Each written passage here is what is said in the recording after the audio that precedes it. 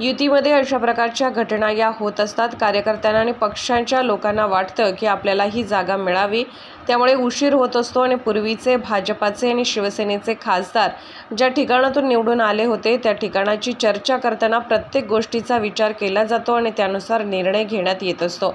हा तिढा लवकरच सुटणार असून आज मोदी यांची नागपूर जवळील कन्हान या ठिकाणी सभा आहे। त्या ठिकाणी मुख्यमंत्री एकनाथ शिंदे, उपमुख्यमंत्री देवेंद्र फडणवीस आणि मी सुद्धा उपस्थित राहणार आहे। आम्ही त्याबाबत चर्चा करू। राज ठाकरे यांची भूमिका पहिल्यापासूनच अनुकूल राहिली आहे। ते मोदींच्या आणि माहितीच्या विचारासोबत जुळलेले राहिले आहेत। आता प्रश्न येणाऱ्या काळातील मी लोकसभेसाठी आग्रह करणार नाही, पण विधानसभेच्या वेळेस नक्कीच चर्चा करून काही मार्ग काढू। मी त्यांचे स्वागत करतो।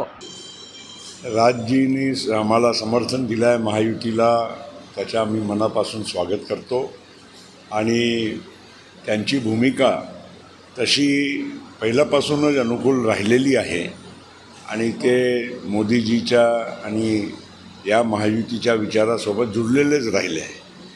आता प्रश्न येणाऱ्या काळामध्ये त्यांनी सांगितलेलं आहे की मी लोकसभेसाठी आग्रह करणार नाही, पण विधानसभेच्या वेळेस नक्कीच काही चर्चा करून मार्ग काढू। तर मी त्याचं स्वागत करतो आणि राजसाहेबांनी त्यांच्या एक शैलीप्रमाणे महाराष्ट्रभर फिरावं आणि महायुतीच्या उमेदवारांना जिंकण्यासाठी पूर्णपणे ताकद लावून मदत करावी। महाविकास आघाडीच्या असं आहे की बघा, प्रत्येक आघाडीमध्ये युतीमध्ये काही ना काही थोडा म्हणजे वेळ लागतेच, कारण प्रत्येकांचे कार्यकर्ते असतात, प्रत्येकांना वाटते की आम्ही ही जागा जिंकू शकतो, काही इतिहास असतो। सध्या महायुतीमध्ये बऱ्याच ठिकाणी भारतीय जनता पार्टीचे निवडून आलेले खासदार होते, शिंदेसाहेब सोबत निवडून आलेले खासदार होते, त्यामुळे बऱ्याच गोष्टीला थोडा म्हणजे वेळ लागते, चर्चा करावा लागते, काही स्थानिक विषय असतात त्यांना मार्गी लावावं लागते।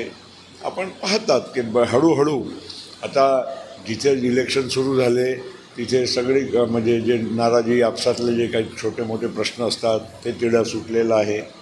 आता बारामतीमध्ये पण सगळेच आता कामाला लागले, रायगडमध्ये तसंच आहे, बाकी ठिकाणी पण आहे आणि आता 1-2 दिवसामध्ये नक्कीच आता पंतप्रधानांचा दौरा आहे नागपूरमध्ये, ते संपल्यावर आम्ही बोलणार आणि देवेंद्रजी पण असणार तिथे, शिंदेसाहेब पण असणार, नक्कीच या विषयावर चर्चा होईल। शिवतारेंनी अर्ज भरावा